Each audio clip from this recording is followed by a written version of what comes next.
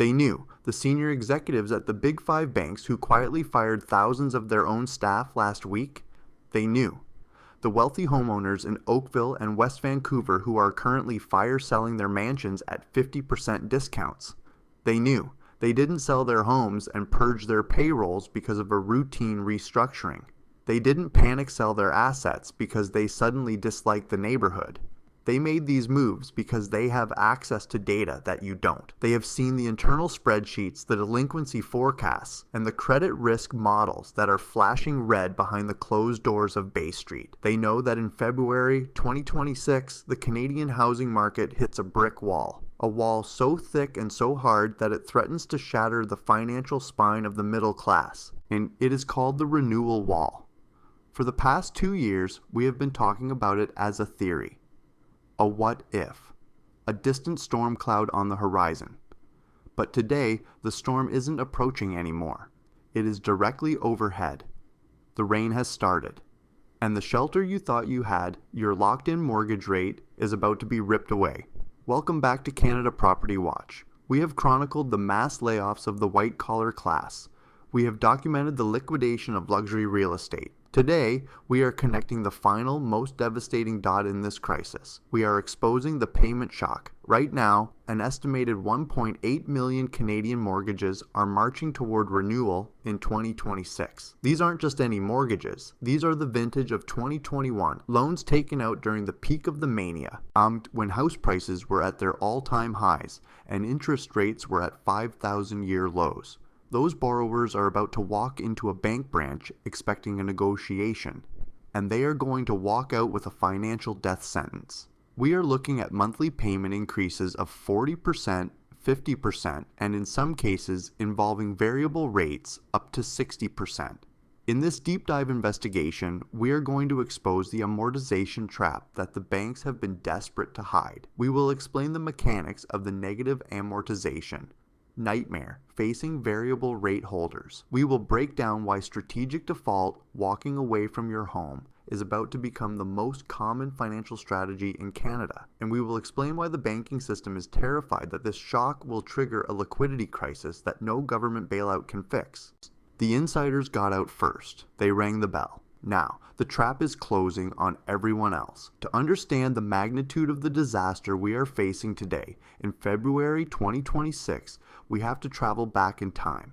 We have to go back to the fever dream of 2021. Do you remember 2021? It was a time of collective insanity. The Bank of Canada told us that rates would stay low for a long time. Real estate agents told us that housing only goes up. Your neighbors were getting rich, doing nothing but living in their houses. The fear of missing out was a palpable, physical force in the air. In that environment, millions of Canadians made the biggest financial decision of their lives. They bought the top. Let's create a profile of the typical borrower who is renewing today. Let's call them Michael and Sarah. In early 2021, Michael and Sarah bought a standard townhouse in the suburbs of Toronto or Vancouver for $1.2 million. It felt expensive, but money was cheap. They put down 20%, leaving them with a mortgage of $960,000. They signed a 5-year fixed mortgage at 1.6%. Their monthly principal and interest payment was roughly $3,400. At the time, Michael and Sarah combined for a household income of $180,000. The payment was manageable. It was less than 25% of their gross income. They felt smart. They felt secure. They bought a Tesla on a lease. They did a $50,000 renovation on a line of credit. They lived the Canadian dream. Fast forward to today, February in 2026. The 5-year term is up. The renewal letter arrives in the mail. Michael and Sarah open the envelope. They expect the rate to be higher, maybe 3% or 4%. They've heard the news, but they haven't run the math. The letter offers them a renewal rate of 5.1%, and that is the loyal customer discount. They look at the new payment. It is no longer $3,400. The new payment is $5,350. That is an increase of $1,950 per month. That is $23,400 per year in pure after-tax cash that has just been vaporized. To pay that extra $23,400, Michael and Sarah need to earn an extra $35,000 in gross income just to break even. Did they get a $35,000 raise this year? No. In fact, one of them might be facing the layoffs we discussed in our last video. This is the payment shock. It is not a gradual tightening of the belt. It is a sudden, violent amputation of disposable income. Where does that extra $1,950 come from? It comes from the grocery budget. It comes from the retirement savings. It comes from the children's education fund. It comes from the car payment. But the math doesn't work. Even if they cut Netflix, even if they stop eating out, even if they sell the car, they cannot find $2,000 a month in a middle-class budget. It simply isn't there. This creates a state of zombie insolvency. They are technically employed. They technically own a home. But they are dead men walking financially. Every month they will go deeper into debt on their credit cards to pay the mortgage. They will burn through their remaining liquidity in 6 months. And then they will default. And Michael and Sarah are not an anomaly. They are the average. There are 1.8 million Michaels and Sarahs facing this exact math in 2026. If you think the situation for fixed-rate borrowers is bad, the situation for variable rate borrowers is catastrophic. This is the dirty little secret of the Canadian banking system that is about to explode. In Canada, we have 2 types of variable mortgages. Type A is the adjustable rate mortgage, mostly Scotiabank. Your payment moves instantly with the central bank rate. These people have been bleeding for 2 years. They are already in crisis. But Type B is the silent killer. This is the variable rate mortgage with fixed payments. This product is sold by TD, CIBC, BMO, and RBC. With this mortgage, your monthly payment stays the same even as rates rise. Sounds great, right? It protects your cash flow. Wrong. It is a trap. Here's how the trap works. When rates rise, the interest portion of your payment gets bigger, and the principal portion gets smaller. Eventually, you hit the trigger rate. This is the point where your entire monthly payment goes to interest. Not a single penny pays down the loan. If rates keep rising past that point, you hit negative amortization. The bank starts adding the unpaid interest to your mortgage balance. So, let's go back to our borrower. They took a variable mortgage with fixed payments in 2021. They paid $3,000 a month for 5 years. They thought they were fine. But for the last 3 years, they haven't paid off any debt. In fact, their mortgage balance grew from $800,000 to $850,000 because of the deferred interest. Now, renewal day comes in 2026. The bank's computer system performs a hard reset. It looks at the loan. It sees that the balance has grown. It sees that the original amortization period, say 25 years, has ticked down to 20 years. The contract says the loan must be paid off by the original end date, so the bank recalculates the payment. They apply the new higher interest rate. They factor in the larger loan balance. They force the payment to cover the principal catch-up over the remaining 20 years. The result is a nuclear explosion of the monthly payment. We are seeing variable rate holders facing payment increases of 40% to 60%. A $3,000 payment becomes $4,800. A $4,000 payment becomes $6,400. This is a shock that no household budget can withstand. And here is the kicker.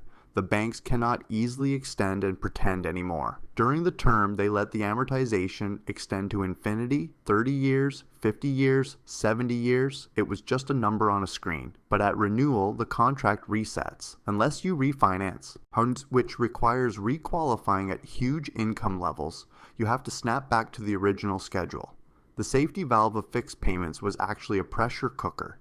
The bank sealed the lid and turned up the heat for 5 years. Now, at renewal, they are opening the lid, and the explosion is going to take out the borrower's face.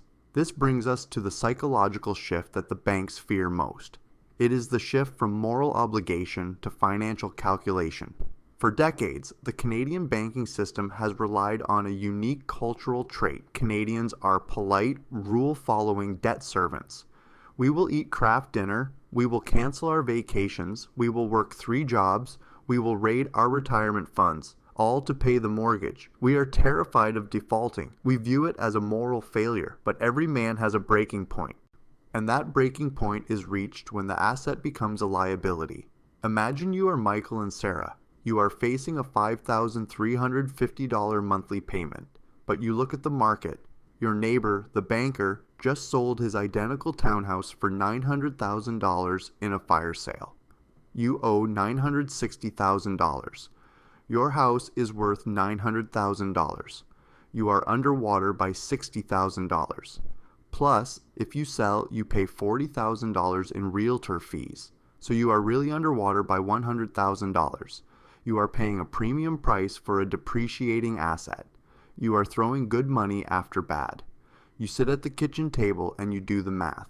Why am I slaving away to pay $5,350 a month for a house I don't technically own, that has zero equity and is dragging us into poverty?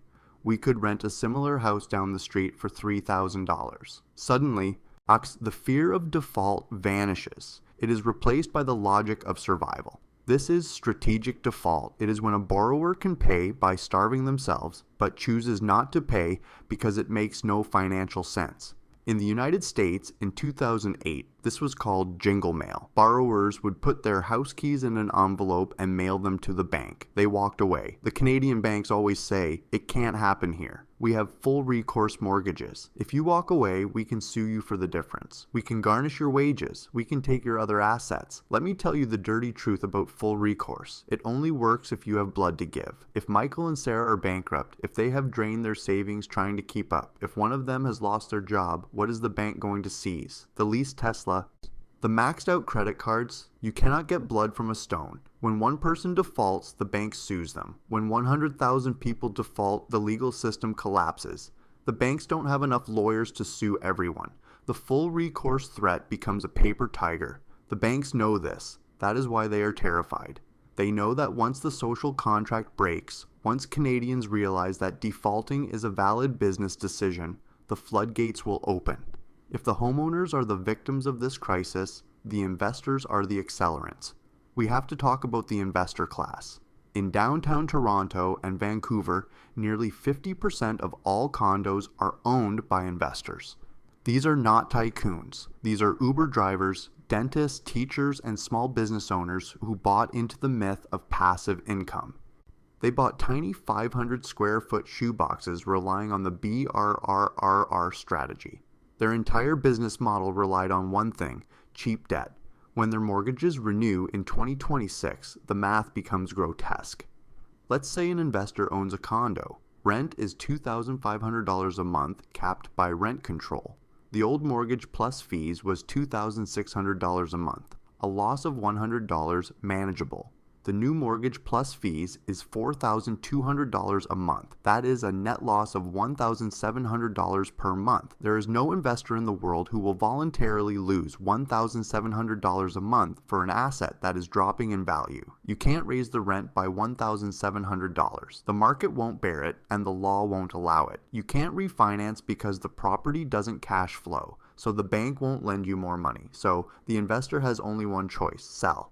But remember our previous video? The luxury market is flooding with supply. Now, add tens of thousands of investor condos to that flood. We are looking at an inventory tsunami. When you have 10 sellers for every one buyer, the price doesn't just dip, it crashes. And investors are the first to walk away. They don't live in the unit. Their kids don't go to school there. It is just a line on a spreadsheet. When the line turns red, they cut it. This investor exodus will drive the comparable prices down for everyone else. If an investor dumps a unit in your building for $400,000, your unit is now worth $400,000. Your equity is gone. This also impacts the pre-construction market. We are seeing thousands of buyers walking away from their deposits. They put down $100,000 3 years ago. Now the building is finished. The bank appraises the unit at $100,000 less than the purchase price. The buyer has to come up with the difference plus the mortgage. They can't. They walk away. They forfeit the deposit. The developer is left holding the bag. The developer goes bankrupt. The construction loans go bad. The contagion spreads to the commercial lenders. Finally, we need to look at the macro picture. Why should you care about Michael and Sarah if you don't own a house? Why should you care about the investor if you are a renter? Because the payment shock is an economic depression engine. Economist David Rosenberg recently said the Canadian economy is on life support. He is right. Think about the $2,000 a month that Michael and Sarah are now paying to the bank. That is $2,000 that is not being spent at local restaurants. It is not being spent on new clothes at the mall. It is not being spent on a new car. It is not being spent on home renovations. When 1.8 million households suddenly stop spending money, the economy crashes. Retailers go bankrupt. Restaurants close. Car dealerships lay off staff. Contractors lose work. This creates the multiplier effect of doom. Michael pays more to the bank. Michael stops spending. The restaurant owner loses income.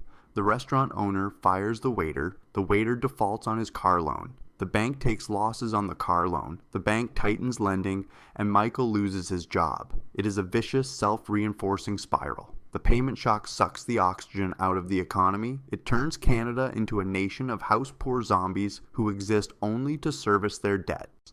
And don't count on the Bank of Canada to save us with rate cuts. Yes, they are cutting rates, but there is a lag effect. It takes 18 months for rate cuts to work. Plus, the 5-year fixed bond yield, which controls fixed mortgage rates, is determined by the global bond market, not just Tiff Macklem. If the global market thinks Canada is risky, bond yields stay high. Even if rates drop to 4%, it doesn't help the person renewing from 1.5%. The gap is still too wide. So, where does this leave us? We are standing at the foot of the renewal wall. The collision is inevitable. If you are one of the 1.8 million Canadians with a mortgage renewing in 2026, you have a very difficult choice to make. You cannot hide from this. You cannot ignore the envelope in the mail. Action step 1. Call your bank today. Ask for an early renewal quote. Do the math now. Don't wait until the deadline. Action step 2. Audit your life. Can you genuinely afford a 40% payment increase? Be honest. If the answer is no, you have to sell, and you have to sell yesterday. Action step 3. Do not rob your future to pay for a mistake in the past. Do not drain your RRSPs to save a house that has negative equity. That is financial suicide. The bankers, the people who built this system, have already signaled the top. They sold. They fired their staff. They hoarded cash. They gave you the signal. Did you listen? The era of free money is over. The era of the asset bubble is popping. We are entering the era of the payment shock. Many people will lose their homes. Many will go bankrupt. But those who face reality early, those who accept the math and act decisively, will survive to rebuild. This isn't fear-mongering. This is arithmetic. And in the end, the math always wins. Subscribe to Canada Property Watch. We will guide you through the storm. We will tell you the ugly truths that the mortgage brokers are paid to hide. The wall is here. The shock is coming. Get your finances in order. Protect your cash. And don't let the payment shock take you down.